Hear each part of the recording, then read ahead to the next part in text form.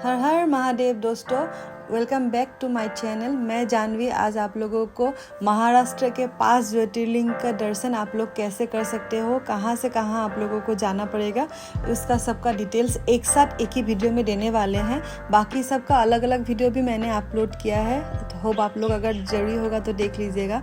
तो वो जाने के लिए 5 ज्योतिर्लिंग का सफ़र मैंने भीमाशंकर से शुरू किया था। भीमाशंकर के लिए मैं पुणे पहले पहुंच गई थी सिलीगुड़ी से। पुणे पहुंचने के बाद पुणे से भीमाशंकर ज्योतिर्लिंग के लिए 130 किलोमीटर लगभग होता है। तो मैंने ओयो से कैब बुक किया था डायरेक्टली। तो कैब में मेरा लगभग 2500-2600 रुपये पड़ा था। टोल और ये मिला के मोटा मोटी 3500 जैसा हो गया था। तो जाके हम लोग रात को पहुंच गए थे। पहुंच के हम लोग भीमाशंकर होम स्टे, जो कि मैंने ऑफलाइन बहुत सर्च करने के बाद निकाला, उसमें चेक इन कर चुके थे।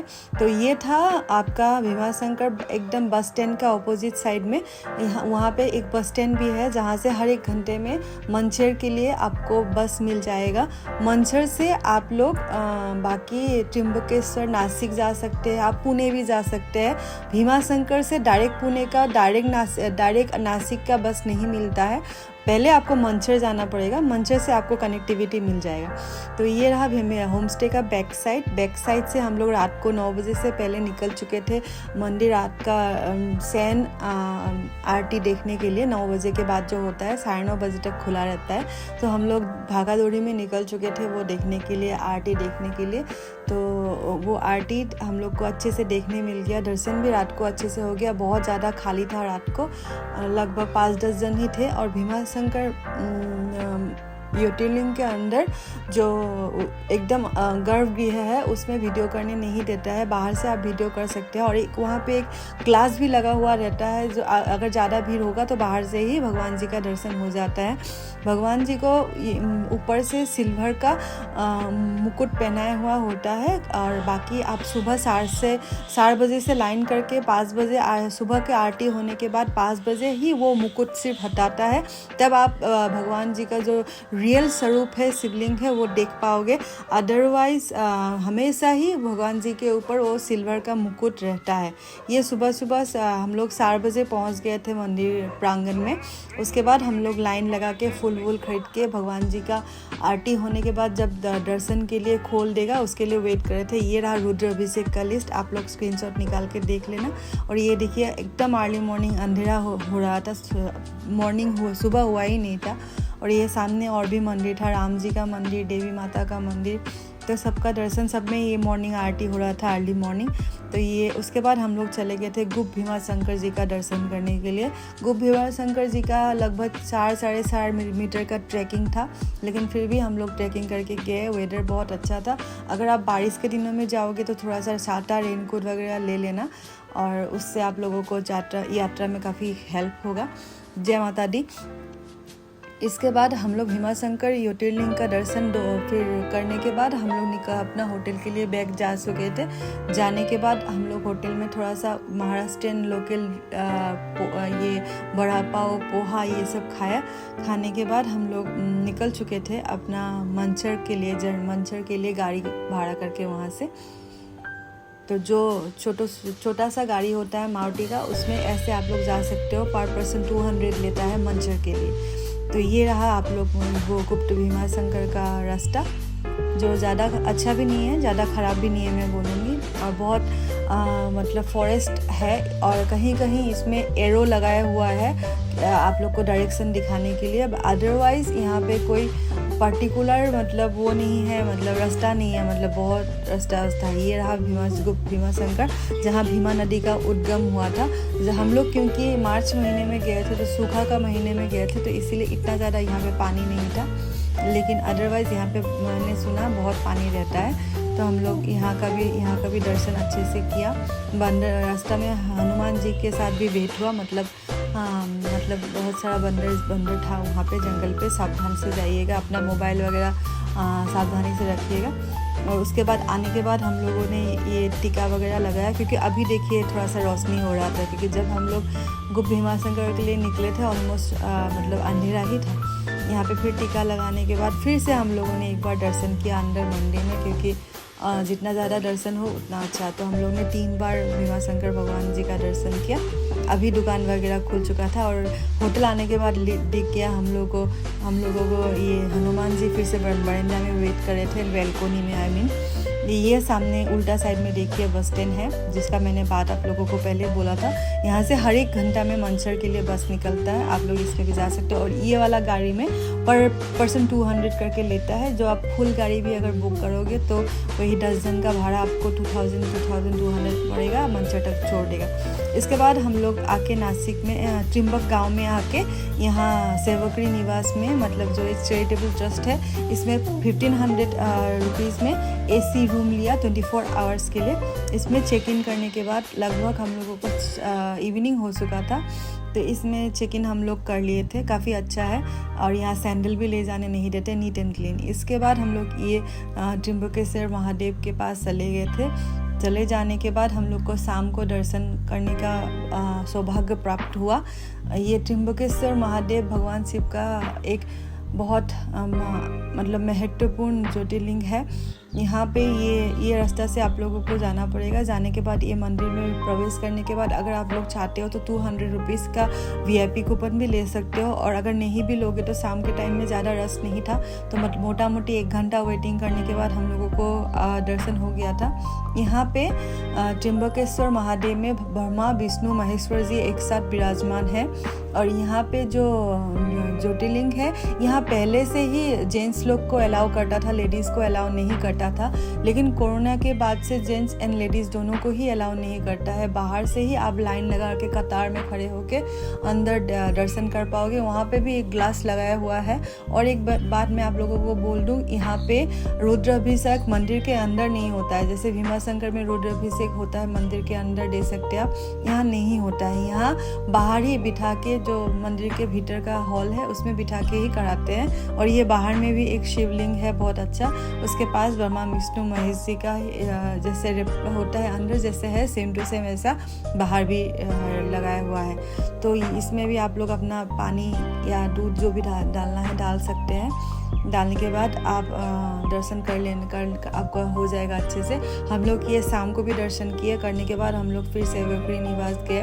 वहाँ पे प्रसाद देता है दिन में 2 बार, एक बार 11 से 5 बजे और एक बार शायद 7 बजे से रात को 9-10 बजे तक। तो आपको कूपन मूल्य कुछ देना पड़ेगा मिनिमम, आप जितना हो सके दे सकते हो, लेकिन मिनिमम कूपन का मूल्य होगा 50 रुपये जैसा। तो उसको दे के आप लोग यहाँ पे प्रसाद ग्रहण कर सकते हो। तो प्रसाद में ये लोग प्योर वेज ही देते हैं। तो हम लोग पहला दिन जब गए थे तो यहाँ पे चावल रोटी सबका व्यवस्था था। यहाँ पे डॉर्मेट्री भी अवेलेबल है, जहाँ आप लोग बहुत जन एक साथ जाने से रूम में आपका 17-18-10 बेड वाला यहाँ डॉर्मेट्री है, वो भी आप लोग ले सकते हो। ये माँ अन्नपूर्णा भवन है जहाँ पे हम लोग प्रसाद अभी ले रहे हैं। फिर हम लोग रात को स्टे करके फिर अर्ली मॉर्निंग निकल चुके थे त्र्यंबकेश्वर भगवान जी का फिर से दर्शन करने के लिए। तो यहाँ दर्शन करने के बाद हम लोग चले गए थे आपका हरिहर फोर्ट के लिए, जो यहाँ से लगभग 45 किलोमीटर है त्र्यंबकेश्वर ज्योतिर्लिंग से। तो आप लोग वहाँ जा सकते हो इफ़ आप लोगों को ट्रैकिंग करने का शौक़ हो तो। और ये रहा लोकल बोंडा, फिर पकोड़ा, ये सब हम लोग ब्रेकफास्ट किए। फिर हम लोग चले गए थे आपका कृष्णेश्वर महादेव में, लेकिन उसका वीडियो नहीं है। तो अभी ये मैं डायरेक्टली आ गई हूँ औंधा नागनाथ में। औंधा नागनाथ पहुँच गए। औंधा नागनाथ है हिंगोली डिस्ट्रिक्ट में। हिंगोली डिस्ट्रिक्ट में औंधा नागनाथ ज्योतिर्लिंग है, जो 5 ज्योतिर्लिंग है महाराष्ट्र में, उसमें से एक है। तो ऐसे महाराष्ट्र में 3 ज्योतिर्लिंग आपको दिखाई देगा लिस्ट में। लेकिन जो भक्त 12 ज्योतिर्लिंग करना चाहते हैं वो ये ज्योतिर्लिंग एक्स्ट्रा करते हैं, जो है औंधा नागनाथ और बार्ली बैजनाथ। तो ये मतलब 12 के साथ 2 भी आप मतलब एक्स्ट्रा करते हैं। ये ज्योतिर्लिंग महारानी अहल्याबाई होलकर जी ने रिनोवेट किया था, क्योंकि इसको औरंगजेब ने तोड़ दिया था। इसका नीचे का हिस्सा और ऊपर का हिस्सा का कलर अलग अलग है, क्योंकि ये नीचे का हिस्सा जो है वो बहुत पुराना है, 1300 शताब्दी का है, और ऊपर का तोड़ दिया था, तो इसीलिए इसका कलर अलग अलग है। इसमें जो ज्योतिर्लिंग है उसमें विष्णु जी भी विराजमान है महादेव के साथ, इसलिए ये ज्योतिर्लिंग में तुलसी आप दान दे सकते हो। बाकी किसी भी इंडिया में ज्योतिर्लिंग में तुलसी नहीं चढ़ता है, सब में बेलपत्र चढ़ता है। और यहाँ अंदर भी हम लोग गए थे, जाके हम लोग ने इसमें भी रुद्राभिषेक किया। ये अंदर से जाना पड़ता है। फिर हम लोगों ने प्रसाद ग्रहण किया। यहाँ पे प्रसाद बंटता है, यहाँ पे भी 50 रुपये लेता है, 51 रुपये शायद। तो यहाँ प्रसाद करने के बाद फिर हम लोग होटल आके होटल में थोड़ा सा महाराष्ट्रियन डेलिकेसी ट्राई किया। करने के बाद हम लोग चले गए थे आपका पार्ले वैजनाथ जी में। पार्ले वैजनाथ जी है बीड डिस्ट्रिक्ट में, महाराष्ट्र के। और यहाँ पर औंधा नागनाथ से पार्ले वैजनाथ तक का हम लोगों ने एक स्विफ्ट डिज़ायर भाड़ा किया था। इसका भाड़ा लगभग 3500 रुपये पड़ा था।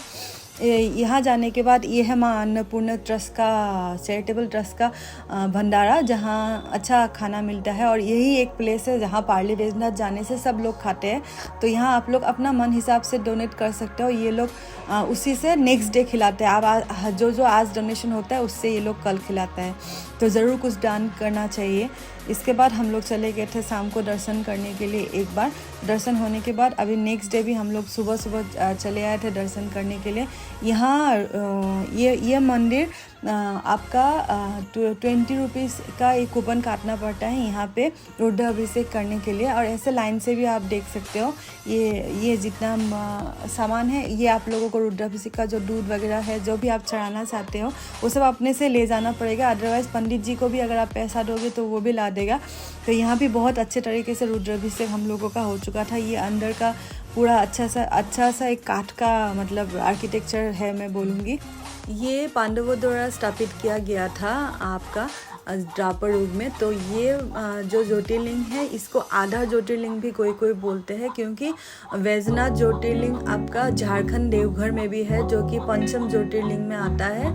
तो ये वाला भी आप लोग उसको दर्शन करने से और इसको दर्शन करने से ही आपका कंप्लीट होता है। और ये रहा स्लिप जो रुद्राभिषेक का मिलता है वो वाला। और यहाँ बहुत सारा भक्त निवास है जहाँ भी आपको हिस्सा हो रह सकते हो आप लोग। हम लोग थोड़ा सा पुलिस स्टेशन है, बीड डिस्ट्रिक्ट का जो पुलिस स्टेशन है पार्ले वैजनाथ का, उसके पास वाला एक नया हम लोगों ने होटल लिया था। गेस्ट हाउस नहीं, मतलब वो जो गेस्ट हाउस होता है नॉर्मल वो नहीं लिया था, क्योंकि हम लोग के लिए वो थोड़ा सा हाइजीनिक नहीं लगा। तो आप लोग देख लीजिएगा, यहाँ बहुत सारा आसपास में ही है, वॉकेबल डिस्टेंस में ही बहुत सारे यहाँ पे जो बोलते हैं चैरिटेबल ट्रस्ट का रहने का व्यवस्था है। और अब ये मंदिर में सब में जाने से एक बात मैं एक पॉइंट आप लोगों को बोलूँगी, 2 पॉइंट। पहला तो यहाँ पे ट्रेडिशनल ड्रेस पहन के जाने का कोशिश कीजिए, क्योंकि हम लोग हिंदू हैं और हम लोगों को अपना हिंदुत्व का कल्चर रखना चाहिए। हम लोगों को ज़्यादा भी वेस्टर्न नहीं होना चाहिए। और दूसरा बात है,